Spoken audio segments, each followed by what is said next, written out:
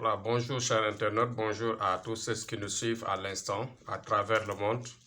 Bon, aujourd'hui, nous allons passer sur un cas que nous avons rencontré durant toute la semaine, c'est-à-dire sur l'envoûtement.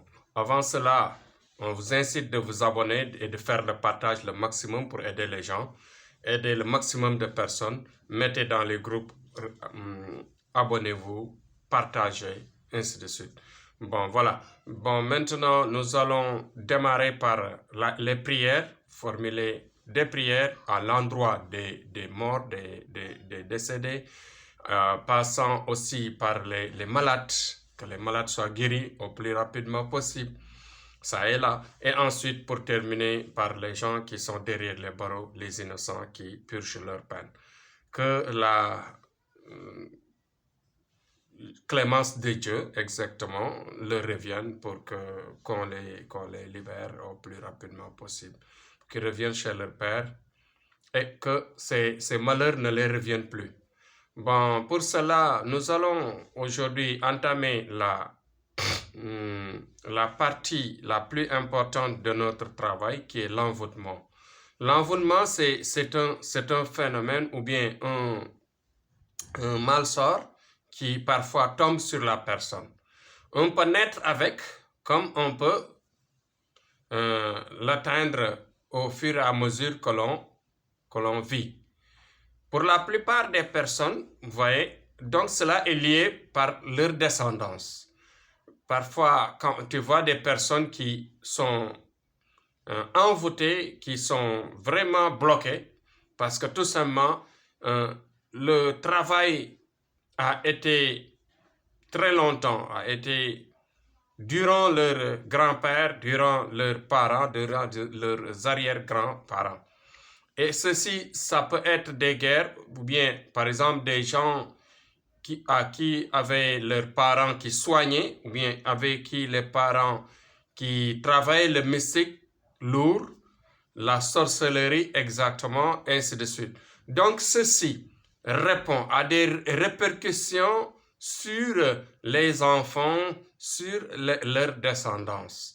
C'est pourquoi nous, en ce qui nous concerne, pourquoi nous demandons des sacrifices exacts et que nous fassions attention à chaque fois avant d'entamer un travail, de passer par une voyance, de prendre notre temps, d'orienter le travail de sorte qu'on a effectivement une orientation correcte qui nous permettra de travailler et de passer, de traverser les ténèbres sans aucune difficulté.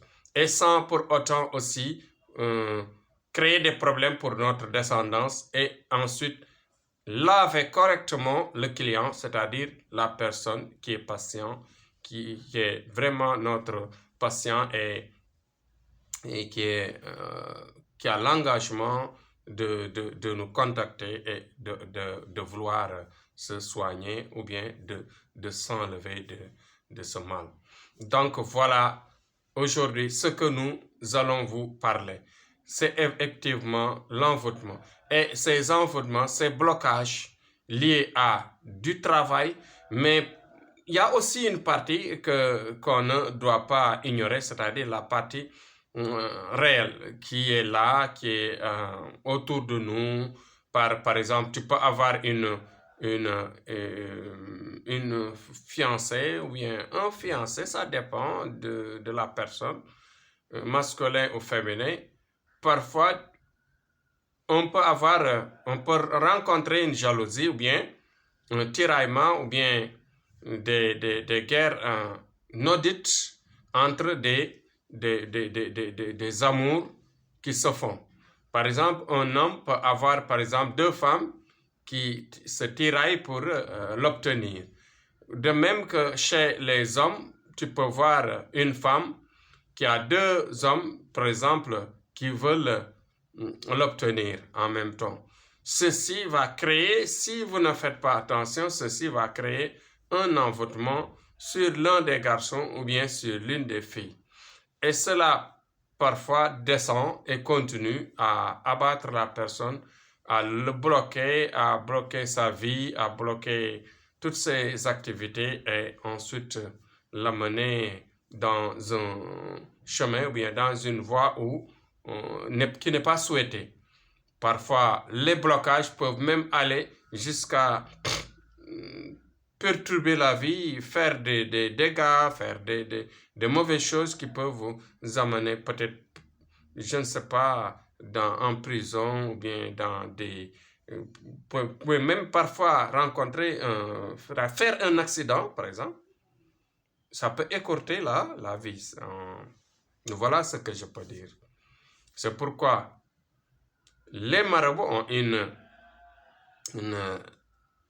responsabilité énorme.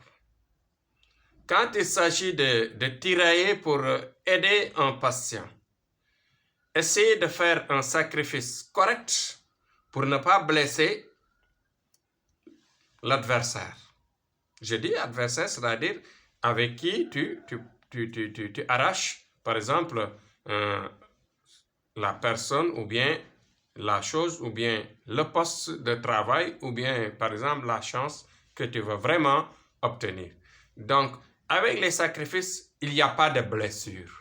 Si le sacrifice est bien fait, on ne peut pas blesser ni l'adversaire, ni celui à qui le patient on travaille, ni toi-même, ni ta descendance, ni la descendance de tout le groupe. Donc, le sacrifice, voilà son rôle dans un travail de marabout.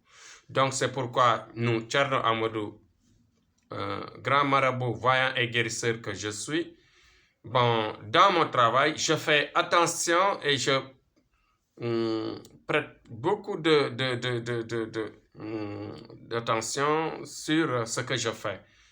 En tout cas, je ne prends pas les sujets comme bon me semble.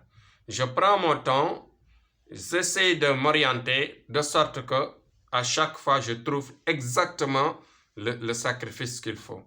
C'est pourquoi, en général, nous avons énormément de résultats quand il s'agit de travailler pour enlever des envoûtements, pour enlever des blocages, ramener des âmes sœurs et en même temps faire gagner une personne de l'argent en l'aidant pour booster sa vie, se débloquer, ainsi de suite. Donc voilà notre rôle, voilà notre secret. Nous partageons notre secret tout simplement pour dire aux gens que voilà, c'est pourquoi on demande le sacrifice exact, le sacrifice qui nous permet de voir. Et le sacrifice, on ne peut pas le voir, on ne peut pas le savoir sans pour autant faire d'abord au préalable la voyance propre, la voyance qui nous permet de trouver cela. Donc voilà aujourd'hui, grosso modo, ce que j'avais à dire pour vous informer, pour vous aider à comprendre le travail. Et dans la vie, tant qu'on vit, il y a toujours des problèmes, il y a des blocages. Donc, priez la vie. Dieu nous a dit de prier à tout moment, de prier pour tout, de prier matin et soir, matin, midi, soir, jour et nuit, pour arriver à nos fins, pour obtenir ce que nous voulons. Donc, voilà, la vie est une punition, la vie est une flèche. Donc, à chaque fois, collez-vous à la prière. Et la prière rapide appartient aux vrais marabouts que nous sommes, nous sommes là pour vous aider, nous sommes nés pour aider, nous sommes nés pour nous sacrifier pour les autres. Donc, nous allons terminer comme on a l'habitude de faire.